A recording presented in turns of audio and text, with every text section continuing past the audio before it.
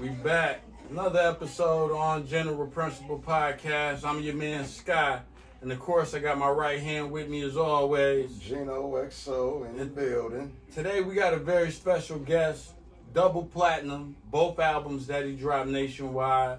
Of course, Double Eminem's platinum. Double platinum, both albums. Double platinum.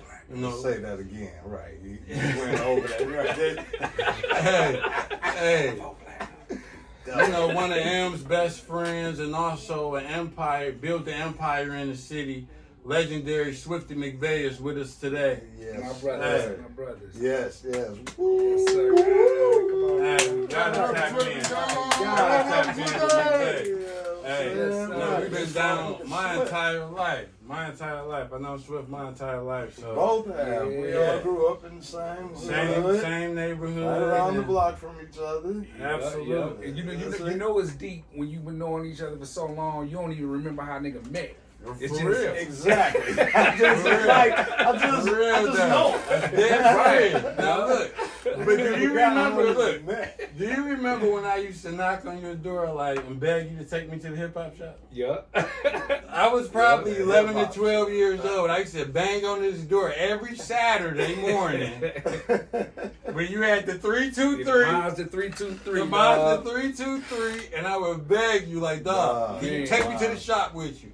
Take me to the shop. Like, Man, That I don't know Mazda what the hell 323. I would have done without that Mazda, nigga. We used to That all was get piled up. was that the light blue? that mother Yeah, light yeah, blue, yeah. powder blue, the powder blue Mazda, cuz. That used to be Blue deep Mazda, in that dog. Niggas used to get motherfucker, deep as hell. Yeah. You, Zeddy, Zeddy, Red, B, Cha-Cha, and Fire. Fire, everybody keep KJ was up stuff. Hey, Fire was the truth back in the day to me. And a lot of people Fire was the truth. don't know how Cha-Cha and Fire was rap partners. Yeah, AQ, I didn't because even they know both You ain't know were that? Aquarius. Yeah, that's when I Cha-Cha first met him. and Fire. Cha-Cha That's how and I Fire was met rap Cha partners. Cha. That's exactly how I met Cha Cha. Yeah, they was rap Yeah, partners back they in were. the day. It was called AQ, Aquarius, because they both were Aquarius. Their birthdays are like a day apart in February. Yep, and, Okay. and it's Yeah. because of those trips back and forth to the hip hop shop is where we formulated the Trump Tight crew. Because it was me and B who was like, man, you know what? Y'all gonna be a part of the Trump Tight crew. So it was Right. you and Zeddy, Red, Fire, and Cha Cha. We was all a part of the Trump Tight crew, dog. Okay. Right. You know what I'm saying? So yeah. The shit was dope, man. So okay, the Trump tight. Nah, they'll give you some history on that. That was It was like an extension, like, you know, we was the everybody Rabies. stayed over there too. Everybody Yeah, say like right there. me and B was the Rabies, and Trump Tight was just the extended crew we came up Right. with, and I think it got birthed from everybody going to the hip hop shop every Saturday. You know what I'm saying? We got Yeah. clicked up, and we was like, dog, you know what? We might as well go ahead and get a click, and just by default, niggas was Just already like- just right, in. right. Everybody who rolled to the shop with us was in that motherfucker, man. So Right, yeah, that right. shit was dope, dog. Because Trump Tight really ended up being Raw Collection. Is what Trump Tight ended up being. Raw Collection is what Trump Tight would have been. what it started from. Yeah, because that was Cha the origin Cha, of it. even before Red joined Raw Collection, Cha Cha was the girl of what we call Trump Tight. big fellas. After Trump Tight, it was big fellas. That was Beretta's idea. Yeah. Then Swift and Beretta thought of Raw Collection. Yeah. And then Swift and Beretta thought of Raw Collection, and Red joined Raw Collection. The Rabies. And Chai went with Royce crew at that time. Yeah. So Red was originally Trump Tight. Red was original Trump Tight. Original Trump Tight. Yep. And then when Cha Cha went off to Atlanta to do her thing, whatever, you know, she kind of stuck with Beretta. Yep. And then I guess Beretta came up with the big fellas. Noontime 2620. Yep, all that. Yeah. And then when the reinvention stage came, when I was just like, okay, let's do the Raw collection. And Right. so Cha Cha was already doing her thing, and then Red, you know, Yeah, y'all. Cha Cha was big Yeah. by the time we formed Raw. Cha Cha was big already. Absolutely. Yeah, doing her Child thing. was called. Yeah. And now that we on the show, I was just thinking about this shit on the way here, man. And a lot of people don't know, and I'm gonna go ahead and put this out here. And I know I tell this story every time I'm around you, my bro, Gino. I was on my way from Wineport. You remember Wineport? Pickford and Illinois. Wineport, Pickford dog. and Illinois, my nigga. We take the back alley. You Yeah, know? yeah. Go down Pickford, go down the alley, you right in Wineport. Yeah, man, Wineport was the store that he used to sell me liquor before I was even old enough to buy that motherfucker. 13 years old buying beer from this Buying motherfucking store, brews. dog. Shit. You know what I'm saying? Because I Lucy's and remember shit. the owners of Wineport lived down the street from us. Okay. They lived on Stoughton. They sure did. Yeah, they sure Al was my guy too. Like Al Al's on the other corner. Margarita. That was my first job. I was working at Al's at like 7 or 8 years old. That's my first job. Yeah, but I don't remember whether I was driving or walking, but I went to Warrenport to get a couple of Lucy's, dog. You know, they used to sell them Lucy cigarettes, $25 a Lucy. 25 cents. 25 cents a Lucy. $25. Yeah, that was a gold Lucy. But dog, so I'm coming up Pickford and I see this nigga Gino walking up the street, dog. I'll never forget this shit, dog. He was like, "What's up, my nigga?" I was like, "What up, dog?" He was like, "Yo, I got something to tell you, my nigga." I was like, what, dog? He was like, "Nigga, I was just talking to Bugz, man. And Bugz said, man, he thinking about putting you in the group, dog. He thinking about putting you in D12, my nigga. He gonna tell the rest of the crew. So I just wanted to tell you, when them niggas say something, nigga, act surprised, my nigga." What?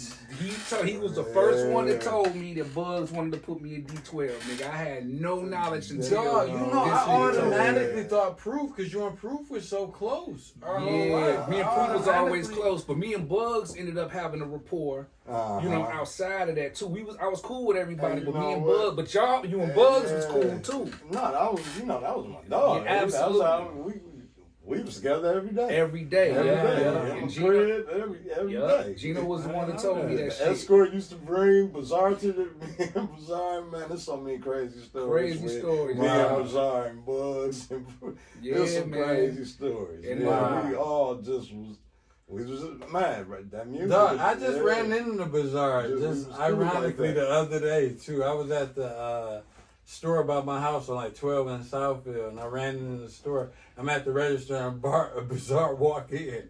And I'm like, "What's up, nigga?" Like, it was so random. Like, it was so random. I just ran into the Bazaar the other day. I remember that. Yeah, you remember that shit? I'll never forget it, dog. And I just walked away, or drove away, or walked away. Because that's when I was trying to form trying to form the group. And you know, they had all caught wind that, you know, Beretta had went out to get his deal and did his thing. And that's when Bugz came up. The idea was like, man, you know, we should go ahead and do the Swifty thing. And he mentioned that shit to Gino. No. So, but I thought originally Rabies went and did that. So here's the thing: Rabies did go to do it to get a deal. Because y'all stayed in the house together with J Dilla, who was he was John Doe back then. Because Dilla did your whole first Rabies album. I remember that shit. I remember the whole album. He did all the samples and all the shit he do, and J Dub was the R&B player, so he played keys over all of J Dilla shit. Right. So it was J Dilla and J Dub through the whole album. So we went back and forth to Atlanta. We was staying in the loft. The loft had a studio in it. And we was all sleeping on the floor or whatever. So things happened to where J Dilla he was mad, you know, came back to the crib. J Dub ended up doing this thing. But the thing with me and Beretta was, Beretta was he's so creative. Not only could he do the gangster rap shit like me, the hardcore shit, he was dope rapping that big fella shit. Yeah, B can make anything. Yeah, he was real creative with that shit. I knew how to rap the big fella shit, but my comfort zone was the street battle rap. So the nigga that we was up under at the time kind of took B up under his wing because that's the style he wanted to see us in. Now that was Street Lord Wine's uncle. Yes. That was Street Lord Wine's uncle. I remember. Absolutely. Yeah. So he came up with a label, and that was in the era when Biggie and all that shit was, you know, talking that big fella shit. And of course, Wine Uncle, nigga, he was on that big fella shit. Yeah, he was a big fella. He was. He was on that tipped away the Coogee sweaters. He liked that balling type talk. Right. Yeah, and Beretta was a G at that shit. You know what I'm saying? Beretta could, yeah. He spit about some I remember being a kid and we'd see the white Explorer pull up. We used to drive back and forth to Atlanta. I was a kid. Like, not even a teenager. Land Cruisers and shit like that. We was back and forth from here to Atlanta for a good three or 4 years. We done worked on that album like 3 times trying to put that shit out.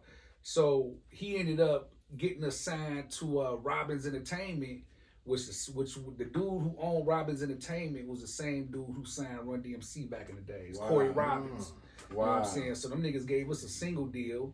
They didn't want to put out no record with us and shit, no full album. And the single was the beat don't stop. Yeah, don't stop. Yeah, the beat don't stop. The radio don't stop. Yeah, I remember that. I remember that. And Cha-Cha did the last verse. Yeah, Cha-Cha did the last verse, and everybody thought that we was a group. She was featuring on that motherfucker, but it was crazy. We wanted to come out so bad, we didn't even realize that the world was gonna look at us like we was a group coming out for the first time. Right, this is our first song. First song. People looking at it like, oh, you got a feature on your first group, song. like the Fugees or some shit. I remember Cha-Cha did the last verse and she killed that motherfucker. Dog. Cha-Cha killed that motherfucker. Yeah, I remember that shit. So the dude, you know, who was signed and wanted more of that big fella shit.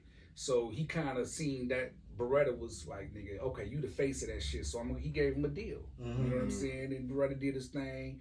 And that's when I was up here, and that's when I went solo basically for the first time. And that's when Bugz said, damn, this nigga solo? Because niggas was so used to seeing me and Beretta together. Yeah, they are. You know what I'm saying? Brothers. It just didn't feel right to niggas. It was just like, damn, this nigga don't feel right looking at this nigga solo. Right. You know what I'm saying? And that's when that shit happened. And then Gino like, yo, nigga, I gotta tell you something. You know what I'm saying? And the rest is history. You know what I'm saying? Damn, that is crazy. I didn't know Gino was the nigga that was. Put that in your ear and let you know. That is crazy. Yeah, no, it was crazy how it went down. Everybody knew it was like, we about to do this. We about to try this. I think Swift should be. And D12. I always thought it was proof that put that together. I don't know why. And then after that, you know, that was who told me first. That was going. I don't know who put it all together. I don't even think Bugz told niggas yet. I think he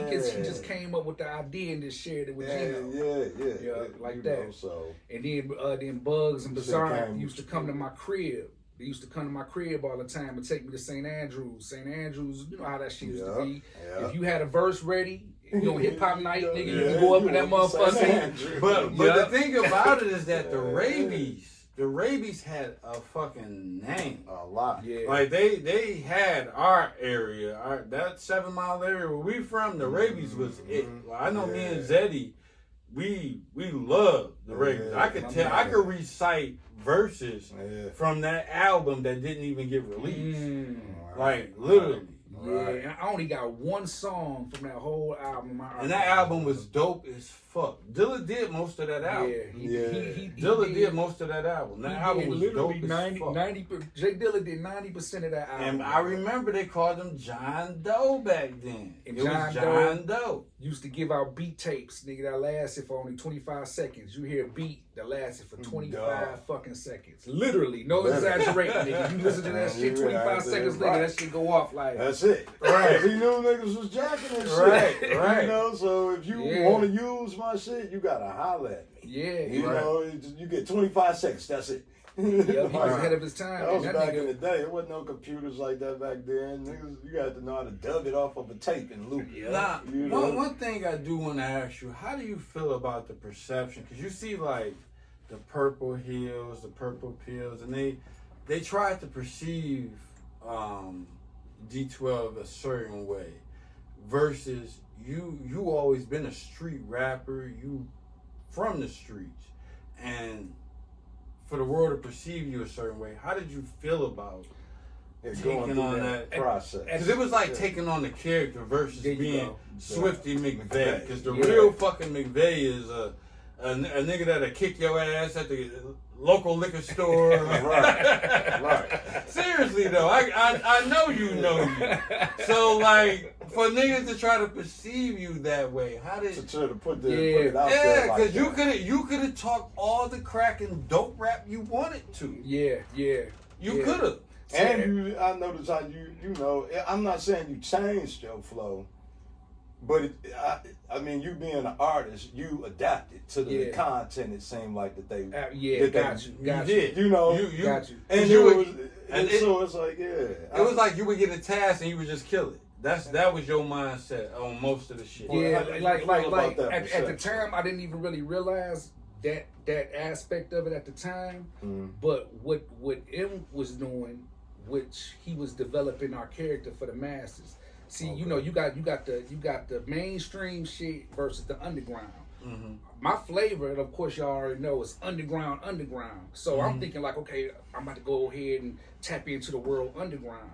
But if I would have tapped in underground, it might not have reached the masses as strong as it did as far as developing the character we developed. We developed this funny character that the crowd adapted to. Like, damn, okay, I know they can rap, but what's their personality? Like, you got when you're an artist, the crowd got to adapt to your personality as well as the lyricism too. And I didn't understand that at first until I started growing more knowledgeable of the music or whatever. Mm-hmm. But people looked at us like drug taking lyricists that crack jokes and funny. That was our character. Because I'm not gonna lie, I kind of really feel like, to be honest, if nigga, y'all did kind of introduce the drug era of the rap game. And made between them and Blade was fucking with the X. Blade was big on the X back in the day. Okay, and we made Blade it cool. He was more talking about pushing it probably, but take shrooms, pop pills. And plus we adapted to a crowd who was already on that wave. You know what I'm saying? The crowd, it was a crowd of people that was already taking shrooms and doing that shit. So they looking like, oh, okay, yeah, we feeling that. We feeling it. And to be hardcore MCs that can joke and make videos about being goofy. We made it okay to have fun and laugh, although we're hardcore lyricists. It's like most of the time hardcore lyricists don't do funny ass videos. You know what I'm saying? So we made it cool to say, okay, we hardcore lyricists, but we actually having fun too. And then we attracted the masses of people who stood out from taking drugs and having fun. And plus the people who were self-conscious and trying to find themselves, they looked at us like, damn, they don't give a fuck. They courageous and they're really outspoken and just because we was rapping shit that we didn't mean to do shock value rap. But it was shock value rap, and we didn't mean to do it that way. So before people got numb to what's really going on in lyrics, it was just like, oh, you hear what the fuck Bizarre just said? Right. You know what I'm saying? Or like the character that Bizarre. It gave because that's still a 7 Mile Southfield nigga. Absolutely. Like, you know what I mean? Like, it's a character. Like you say, you learn how to. I mean, you have to. I think even he created a character, a character, an alter ego, and that's what D12 was. Because you had, that was like the alter ego. You had exactly what it was. Because everybody had two names. Yeah, absolutely. That brings it full circle when you look at it that way. Yeah, alter ego. That brings it full circle when you look at it that way. You had a character, and you had the real the person, Andre Moore, and you had Swifty Mcvay. Like that brings it full circle. Yeah, when you look at M's album, first album with Dre, he was Slim Shady on that album. You know what I'm saying? So he was Marshall Mathers on the second one, but Swifty Mcvay style, Swifty style. Then with D12, I'm Swifty Mcvay. That's when all the shot and crazy shit come in when I'm with the fellas. When I'm doing solo shit, it's a little bit different. You know what I'm saying, with the approach or whatever, man. But man, it just made people feel like, damn, we taking shrooms and we doing all this, and now these niggas are saying it and acting zany. Okay, we can be crazy, right? And they gave them a safe Right. space. Gave our fans a safe space and shit. What you like, and as far as like getting it, like back in the day, getting the music out there, it seemed like it was, I guess you had to be kind of word of mouth opposed to man. And y'all was making a lot of noise, just you know what I'm saying. Before even the D12, you was making a lot of noise, just word of mouth. That word of mouth was strong, man. I miss the days of street teams and people, around the tables and. Before we went to and did our shows at the concerts, nigga, we was literally outside with the DJ in the tent freestyling while people walking the lines to get in the concerts, gathering around, watching this freestyle, out there touching the people. You know what I'm saying? And that was very important. And the labels spent big money to pay people to go out there and touch the people. Posters and stickers and whatever. And that's just to let you know how strong those budgets was out there. Where people had enough, where they had enough money to distribute to them street teams out there. Now, with you being like a pillar for what's transpiring today in the Detroit scene, like literally.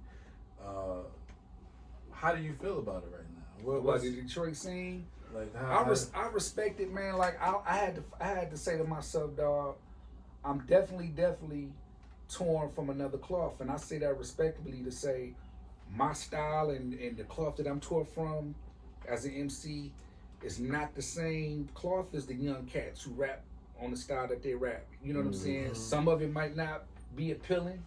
Some of it might have that sound of like, yeah, that shit is dope as fuck. But I appreciate the sound. At first I was looking like, you know, we into the J Dilla sound, the non-Porter sound, and you know, that type of shit. But that sound that's today, I respect that shit. Like I was telling my nephew the other day, and I was listening to him, and he has the same style that the world is respecting right now from Detroit. And through his lyrics, I say, dog, you got that style, you got that sound right now that everybody is gonna love and gravitate towards. You talking about Red Son? Well, not Red Son. No, this is my nephew on my wife's side, my wife's brother's son, and I said keep going, cause now I understand it. Like I can feel it a little bit more. I can get out of my comfort zone of what I'm used to, step into this zone, and now I see why the young generation is attracted to the sound right now. Send them over to DJ. It's like how you know like how our parents kind of you gotta learn how to understand the new shit that's coming along. But I never thought it'd be that way with hip hop though. Yeah, you know what I'm saying? Like you notice when our parents used to listen to the Al Green and you know, all that old shit. Song. It's like soul hit different. That was different soul music. Yeah, but you a hip hopper doing it with hip hop. Right. It sound crazy. You think it should all just be on the same wave, but it's different levels. What I've noticed lately, different levels of hip hop. The Detroit sound is now the worldwide sound. Yep, they love it. Everybody is tapping in with that Detroit sound. You hear niggas from the South, nigga, the flow sound Detroit, the beat sound Detroit.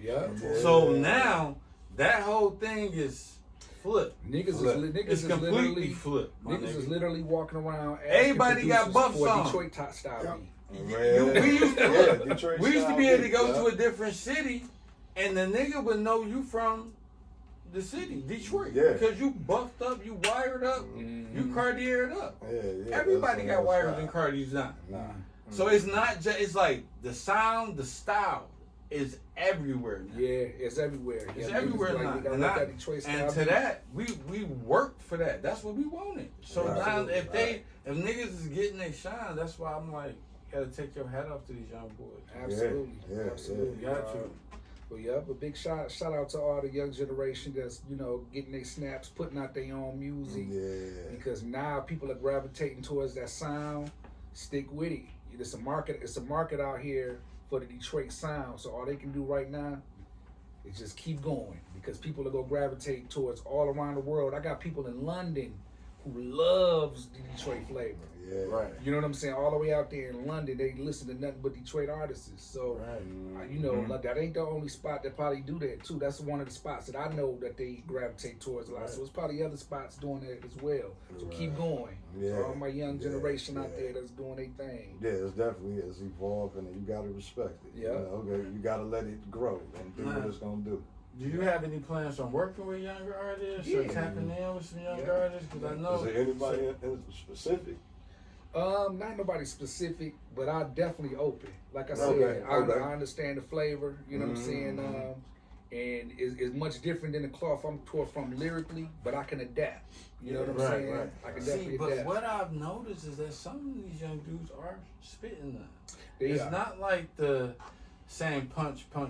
Some of them are spitting, my dog. Like, I think we got to tap into that too. You know what I'm saying? Absolutely. It don't necessarily have to be conscious for a nigga to be spitting either. Like, some of these young dudes are spitting. They spitting. You know what I'm saying? And you got to give them that leeway, I think.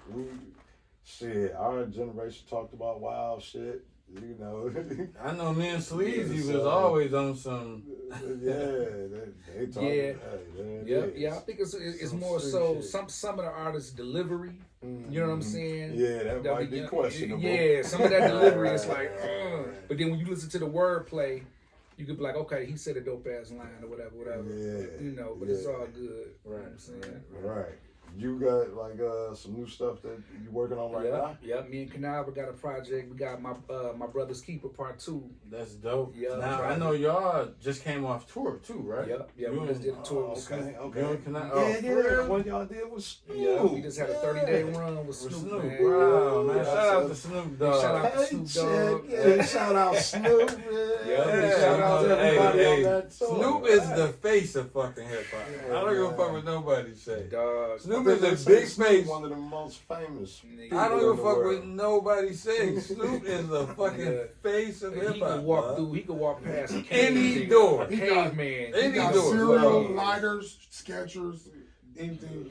Yeah, man. Snoop is one of the biggest faces of hip hop to me. Absolutely. What was that tour like? Man, that was one of the livest tours we've been on, man. I can say is this the second one? Y'all been on together, right? Well, you know what? We've been on the tour. We've been on the tour with Snoop back for the Up and Smoke. Yeah, for Up and Smoke. Right. You know what I'm saying? But this one was just me and Canava rocking. Yeah, okay. Me and Canava. Now listen. Yeah. This is a one-off. But do you remember when you brought me and Zeddy home some trees from Snoop? You like, dog, this shit came from Snoop, cuz. And me and Zeddy sat there, this shit, you can stick it to the fucking window. Hey, me and Zeddy sat there and smoked that shit, got high as hell. For real, you don't remember that shit? I don't remember, but we came off tour like, here, dog, this shit from Snoop. He said you can stick it to the window. I swear to God, me and Zeddy sat in the car, rolled that shit, got high as shit. And that's back in the days when that was Cali 20-something years was super special. Yeah, that's when Cali weed was like a one-off, my shit, nigga. You knew it was from Cali. Yeah, that's when Cali weed was a one-off. Yep. You for real. No other place had that type of smell but Cali. Now you can smell that type of smell everywhere, even if it's whack. I'm glad you pointed that out, because that was the importance of it. I felt like that was the importance of it. That nigga came off tour and threw me and Zeddy some trees. Like, hey man, that shit came from Snoop. Yeah, dog. We rolled that shit right up. Tour, dog. Yeah, that was the livest tour. On all levels, man. Like the people was dope, man. We had, grew a dope ass camaraderie with the staff. Like we ended up having like a family orientated thing. Everybody was looking out for each other, man. That's dope. The shows You've was been dope. on The crowd Snoop was for dope. well over 20 years. Yeah, we worked with Snoop before, man, and seen him, occasionally over the years. I haven't seen him in a long time, until we went on the road. But he's, still the same old Snoop, dog. Love to show love, love to crack jokes and have a good time. His staff was even the coolest of the coolest. That's what's we ain't had no awkwardness, no irritating. We ain't had to get mad at management. None of that shit. Promoters was cool. Promoters was cool. Like a smooth ride. It was a smooth ride. The promoters sold out every show, so they was extra cool. Like, you know what I'm saying? No stress. So it was dope. You had a bad tour before? Just some bad shows? What's the one of the worst situations you probably had? On tour. Bomb tour. Hey, you ain't got to mention names or nothing if you're home. Maybe just the situation. Yo, it's like a blur, man. For real? Yeah, it's like a blur. You said I had them. Shit, I done went well over 20 tours. Damn, that's a lot. Well over 20 tours, man. That's a lot. 20 plus. So, a lot that went on, but... Okay. That's this one went smooth. That's what this one went smooth, man. Yeah. Man, I wish I could sit and rock with y'all niggas, man, a little bit more, man. I know you gotta go, but listen. Right. I've been trying to tell y'all, you gotta go. Y'all living like, fuck you, bro.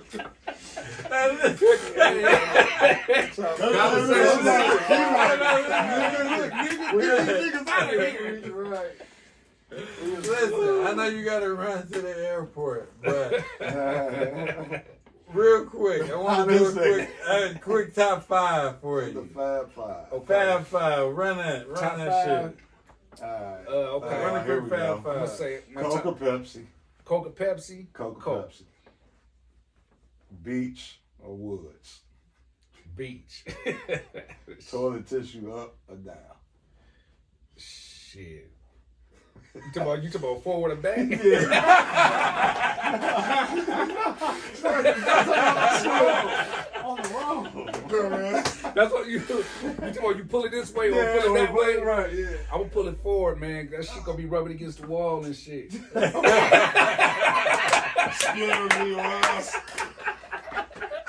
They had that shit rubbing against the wall. Okay. Okay. Either or the takeover. Takeover. Interesting. I'm a takeover nigga too. I ain't gonna lie, I like the takeover too. Yeah, takeover. That motherfucker was cold. Either was cold, but I'm a takeover nigga. One more. Damn. Big or pop? Damn. Yeah, nigga. Big or pop? You know what? I would have to say Pac, dog. I would have to say Pac. Was it the impact? But here's the thing, though. I always say, in my opinion, I think Biggie was a better MC. I think Pac was a better rapper because I always rate rappers. If I can't really decide, this is how I decide to myself. You put them niggas on the stage, and if they was rapping against each other a cappella, I think Biggie would have got him. Damn, I agree. Because when never, it comes to actual like syllables and lyrics, Biggie was different. Yeah, but you know, a little bit Pac more was witty. real. Pac was more, Pac was more. Yeah, Biggie was a little bit more wittier. Chord driven. Yeah, You just ended that whole conversation. Y'all heard Yeah, that? we're good. Yeah, No, you ended that. Oh, man. That was dope. Much love. Hey, so listen, I love you to death. as the producer of this show, I'm coming back. When the album dropping?